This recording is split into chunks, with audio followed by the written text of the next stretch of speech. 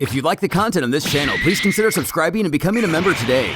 Authors and artists work really hard on the stuff, so please support them using the links below. What's up, everyone? Finally here, arguably the most popular and longest running fan manga of the Dragon Ball community. So naturally, enormous shoutouts to authors and artists Gogeta Jr. and Salagir, and Faye on the official colors. So please support them using the links below, because without them, stuff like this could never happen. But also huge shoutouts to other artists in the fan community that took it upon themselves to add color to this series, which I thought would be a great touch for our presentation here. So for now, this includes Vhila, High1717, Cuddy86, homolagabor, BK81, and Monsterland. I'm sure there'll be plenty more down the line given how extensive the series is, but their respective links are available in the description as well, but I just want to thank them too for all the hard work they did. And shout out to new member Thunderwolf for signing up for the Mondo Zeno tier. If you want to support this channel and get your name in the credits of the next episode of Dragon Ball Infinity, you can sign up here on YouTube, or hit up the Patreon using the link below as well. But enough e-begging, time for some Dragon Ball.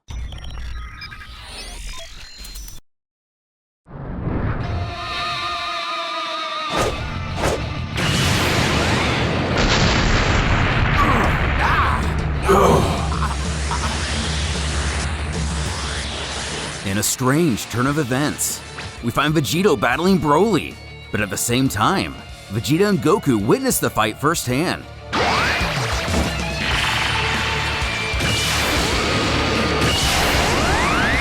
As the blast makes its way through the arena, Gohan shouts for Piccolo to get behind he and his father.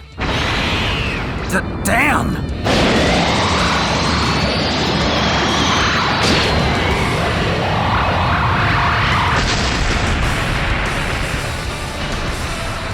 As dozens of spectators pick themselves from the ground, or at least the ones that are still able to, even Super Buu gazes in astonishment.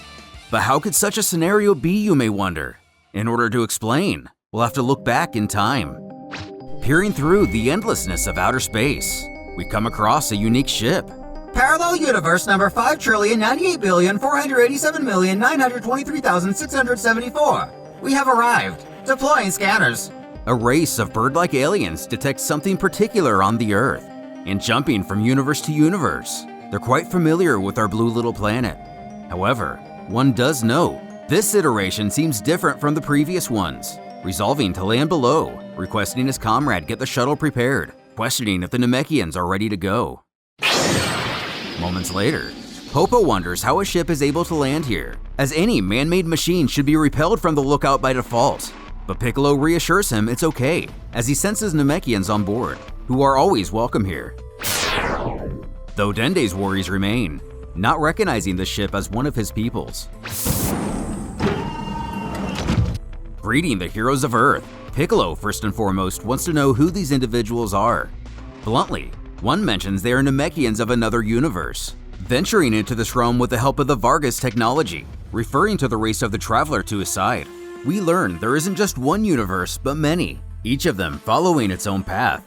While the majority of universes offer only the same choices and decisions, a select few differ slightly, as the smallest change of a single event can send fate spiraling in an alternate direction. These alterations can be as vast as the sky changing to a different color, or an alternative species conquering the planet.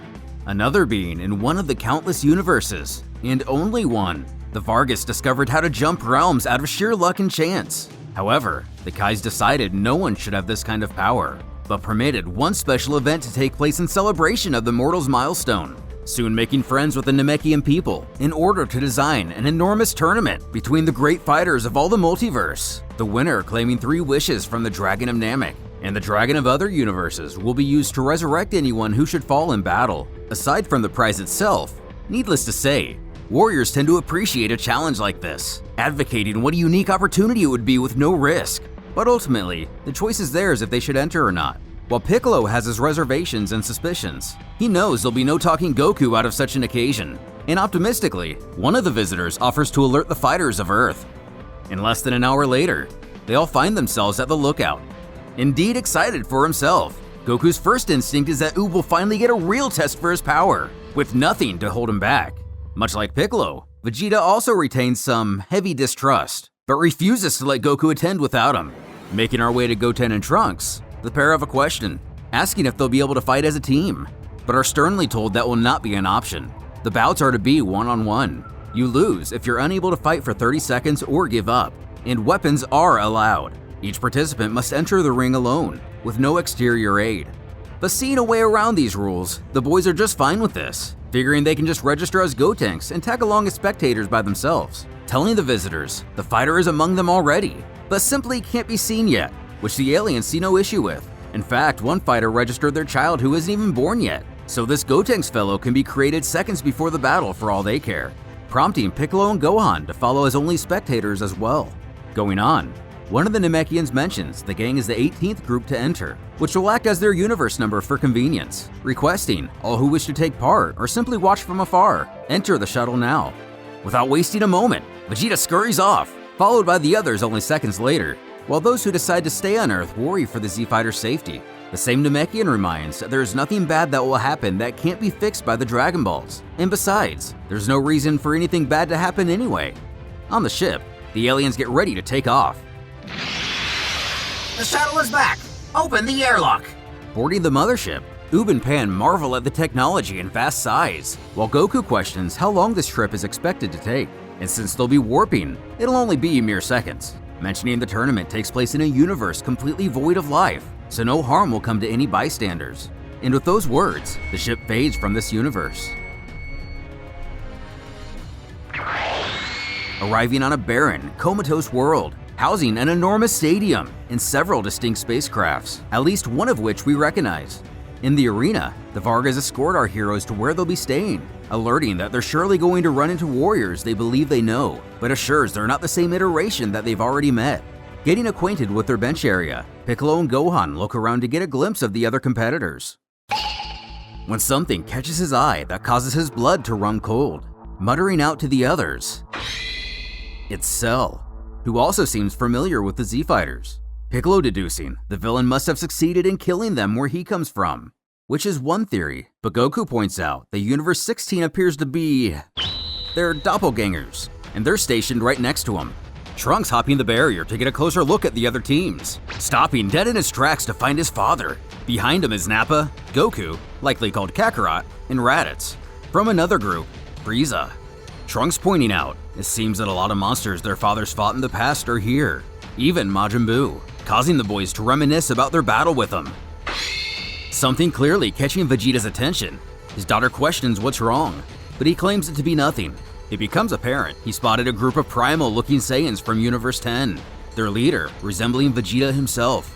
Gohan spotting him too, believing that certainly they've come from a world with no Frieza, and more than likely, they haven't discovered the Super Saiyan transformation yet. Simultaneously, Piccolo senses a cornucopia of Namekians, Nail being one of them.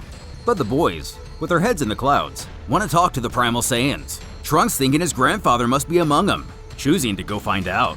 Goten wanting to see his as well, running off without really thinking of the consequences. Gohan can only wish him luck.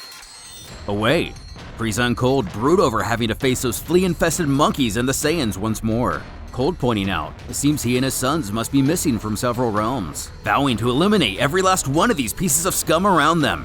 And given they have found Namekians that grant wishes instead of wishing death upon themselves, it's time to claim all the universes for the rightful owners. Calling out for the king, Trunks requests to speak to the leader of the Saiyans. Though bearded Vegeta, surely like regular Vegeta, is insulted someone would dare speak to him so casually, only adding fuel to the fire. Trunks quips, "Not you, stupid, I mean your father." Goten requesting the one called Kakarot at the same time, but the Saiyan has never heard of him before. When Bardock chimes in, admitting he had a son with that name, but he's dead now. The kid instantly recognizes this man for who he is. While Bizarro Vegeta continues to lose his head, chirping for him to calm down, Trunks explains that this old-timer is merely the prince where he comes from, ridding himself of the discussion. Vegeta points behind him, singling out that man is the previous King Vegeta. Back with the others, Gohan questions Goku if he'd like to meet his father, but as we're aware, our hero doesn't really have much interest in knowing him. When Piccolo decides to approach a group of his own, soaring over the Primal Saiyans in the process, landing between the two universes, he greets Nail, offering the advice not to take the Saiyans lightly, as where he comes from, they've slaughtered entire planets, though Nail assures him to worry not, as these Saiyans don't seem to have the technology to travel through space, leaving Piccolo a bit confused, questioning if there's someone called Frieza in their universe, which seems to only be a footnote on these Namekians' history. While the name came up during their evacuation of Namek to avoid a cataclysm, it said one that went by Kaioshin vanquished the individual named Frieza. Pointing in the other direction, Nail motions to exactly who it was. As we see Universe 1 consists of all the Kais that face off against Buu in our universe. While the conversation between the boys and King Vegeta winds down, it's revealed that Goten and Trunks are merely half Saiyans, much to the disgust of the king that any iteration of his son would shame his people in such a way. But ever confident, he tells his alternate father that together, they could easily wipe the floor with every last one of his soldiers. Meanwhile, Piccolo notices the lack of their kind in other realms, and Nail believes that's because the Namekians don't differ much from reality to reality.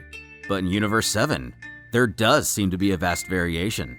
In order to stop the aforementioned tyrant known as Frieza, every last Namekian fused into one, winning the battle with ease before traveling the universe, eventually destroying a bug-like lizard monster and a pink demon that also threatened the universe, all of which are attending the tournament. Nail believes he's the shoo-in to claim victory in this contest. Heading back to their own space, Goten spots the challengers of Universe 19, which turn out to be some new faces. Greeting them, they don't seem all bad, or at least they were willing to return the greeting, when Pan shouts for everyone to look, peering over at the 20th universe. It seems its sole contestant is frozen in a block of ice. While the gang wonders exactly what's going on with them, Piccolo zeroes in. Realizing it's the original Broly, one of the Vargas explains that they found him frozen in the void of space. If he's alive when his match is up, he'll indeed participate. The Namekian pointing out what a terrible idea this is. Even Goku's concerns swell, wondering how they could bring such a mindless monster. Gohan pointing out, the Vargas have brought plenty of monsters here, to the humor of Cell. And looking around, that's completely right. Frieza and his family, the Ginyu Force, Babidi, Buu, Deborah, Bojack and his gang, and even the evil incarnations of 17 and 18. But Goku remains undeterred. After all, the heroes of Earth should be light years past these villains by now. Astonished, it seems his master knows all the other fighters. Cutting him off, an announcement comes over the PA, declaring all the challengers have arrived. Having randomly selected the matches, the tournament is soon to begin, getting Goku pumped. The first fight will be Nappa of Universe 13 versus Cargo from Universe 10. May the fight begin! You know, I've killed lots of your kind in my universe. That's none of my concern. The Z Fighters, giving their 2 cents on the battle, noting this Nappa is leagues above the one they fought, but it's also apparent he's very old. With little effort, the Saiyan claims victory. Next up is Frieza from Universe 8 and Jace, also from Universe 8, causing a bit of a panic for Jace, confused why 2 of the same universe would fight each other, but it seems the battles are 100% random. Getting a sinister grin from his ruler, he decides it would be best to forfeit. And with that, Goku, from our Universe 18, goes face to face against Masu of Universe 10, his family and friends cheering him on. But Vegeta notes this won't even be a good warm-up. Landing and spotting the tail, Goku asks if this man is a Saiyan, but scoffing, he refuses to speak with some renegade without a tail. Thinking, Goku knows it'd be best not to use his full strength. But on the other hand, it's not like he's human, so maybe just a little strength. And so happens, even a little strength was far too much, as Goku is announced the winner. The audience finding themselves in a state of shock, not following exactly what happened, and only feeling a pocket of air pass through them. Even the unknown warriors of other worlds are astonished by this, for Goku, pedestrian strength. The Cape Vegeta laughing that the lowlives here are finally starting to understand how outmatched they are. After witnessing this, nearly the entirety of the Namekians decide to drop out, leaving Primal Vegeta to call them cowards. Rejoining his group, Cape Vegeta laughs that he met the pathetic version of the Saiyans, going on to claim he and his kind are the Super Saiyans, and future victors of this tournament, recognizing Goku as Kakarot, but aghast they've teamed up with a Namekian, assuming they had a strange time fighting Frieza on Namek itself. Piccolo pointing out to him their realities diverged long before Namek, questioning if their Kakarot was sent to Earth when he was a baby. Who, finally chiming in himself, admits he was, and killed all the humans that dwelt there. About 20 years later, the remaining Saiyans came to pick him up before venturing to Namek to claim the Dragon Balls, the gang deducing he most likely killed Kami, thus erasing Shenron. Their Vegeta explaining that the few living Saiyans revolted against Frieza on Namek, and once he discovered the secret of the Super Saiyan, the battle was won, inquiring how they survived. Our Vegeta, ironically enough, scoffing that they did it better, before chuckling that he killed Nappa back on Earth. Trunks jumping in to change the subject, insisting these primal Saiyans will surely be disappointed once the real fights begin. But Caped Vegeta is only focused on the moment Frieza gets to die once more. Gohan admitting that would be a sight for a lot of people here, mentioning in his universe, Frieza killed Vegeta, going on to talk about how he also killed Krillin and almost Piccolo, but now the latter could crush him like it was nothing. Kakarot questioning if Krillin was a bald dwarf and Piccolo a Namekian, revealing it may come as a shock, but he killed both of them. The brothers looking at each other before staring down the evil Saiyan, smirking that what's really a shock is he's their father. In a nearby room, one of the Vargas sits with a concerned look on his face, stating Universe 10 had more competitors than anyone, and all but one Namekian just gave up. His comrade pressing, even more will throw in the towel once more intense battles take place. But bearing no other choice, they need to charge forward with the tournament. Announcing up next, number 17 from Universe 14 against Ickle from Universe 16. But it seems the contestant isn't ready, literally, as this is the fighter previously mentioned to not be born yet, but unwilling to give any more time. 17 is declared the winner by forfeit. Back in the booth, we see this is actually a personal quarrel between one of the Vargas and the carrier of the fighter, as she was a real jerk earlier. Regardless, instead, it's South Kaioshin of Universe 1 against Birder from Universe 8, who readily boasts that he's the fastest being in the universe. But maybe just his universe. Moving on easily enough, we then have Majin Buu of the 11th and Bujin from the 6th. Without really even giving the signal to begin, Buu attacks. So Bujin decides to use his power of illusion, briefly mystifying the Majin. But he laughs he can do magic too, turning the clocks into ice cream, donuts, and candy. Once again showing little match, the Space Pirate resolves to use his energy bonds at max power. The fish line-like attack cutting through his foe, but this only serves to bore the Majin. Once again, showing an easy victory to the audience. Though Bojack only appears mildly frustrated, Bobbity commends his bubbly blob. Then, we find Future Trunks is here as well, Gohan asking if he's the same that came to help him. Turns out, that's correct. The exact same. Gohan chuckling, but this time around, he's the elder, as only 10 years have passed for Trunks since the defeat of Cell. Introducing him to someone, looks like he found Android 16 in the ruins of Jiro's lab, and Bulma put him back together. The android has been a big help in rebuilding his world. Elated to see his old friend as Trunks informs him he was a big part in pushing Gohan to transform. The robot telling Gohan their kindred spirits and their protective nature. When asking if he plans to compete, 16 grows cold, uttering indeed, as there are several Son Gokus here and he'd like to kill one of them. With a nervous chortle, Gohan wishes him luck and returns to his wife, elaborating on the history of Trunks in the fight against Cell. But she's confused, insisting they both spoke with him about an hour ago. Turns out, Gohan got the wrong Videl. Apologizing for the accident, the correct Videl pokes her head over the barrier, asking what's going on. Goten also taking special interest in their doppelgangers. As they speak amongst each other, they can't help but wonder why they would summon two identical teams. When the alternate Pan spots Goku, running up and embracing her grandfather, proclaiming, at last she finally gets to meet him. Goku just finding the idea of two Pans adorable, but then thinks this must mean he's dead in her universe. Emerging from the shadows, it seems their two realities diverged the moment he appeared. Veguito! And remember, prior to Dragon Ball Super, Potara fusion was believed to be permanent. The fused warrior quickly deduces, unlike himself, Goku and Vegeta must have found a way to trap Buu inside this boy, referring to Oob. Trying to explain, Goku is interrupted by the PA, calling upon Tidar from Universe 19 and Oob himself from 18. With Universe 19 having their own iteration of a scouter, Tidar's ally warns his foe is immensely powerful, and he needs to go all out from the beginning. Squaring off, Oob can't wait to show his mentor everything he's learned, but his challenger doesn't intend to be a pushover. Unleashing immense mechanical weaponry.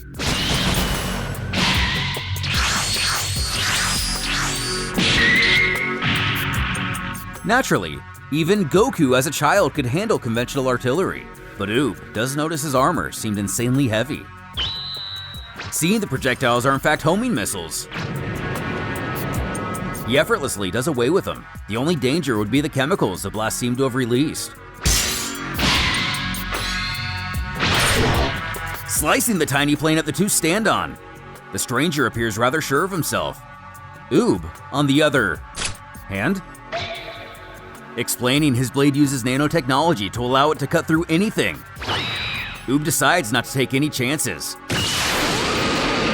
one-shotting Tidar into oblivion, frantically asking if his team could fix his arm. Vegeta scoffs that he got careless. But of course, Oob doesn't feel this is the time for such lessons.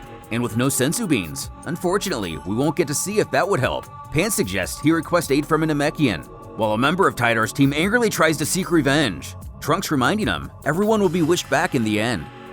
Cutting in, Babidi offers to heal Oob, good as new, but it won't be free. But not even the loss of an arm quells Oob's hatred for the wizard. Disgusted his powers came from such a despicable creature. But then, someone puts him back together. Babidi scolding his Majin for healing him, but he's got the wrong guy, as it was Super Boo with the assist, assuring he only did it to spite Babidi. Or maybe because Oob has a little bit of Boo in himself, or even that all present company continues to exist inside Super Boo himself. Goku inquiring if that means him too, which naturally it does. Going on to tell, everything existing that contains at least a little bit of power now resides within him. As one of the Vargas restores the ring, we prepare for Nail of Universe 10 versus Recoome from Universe 8.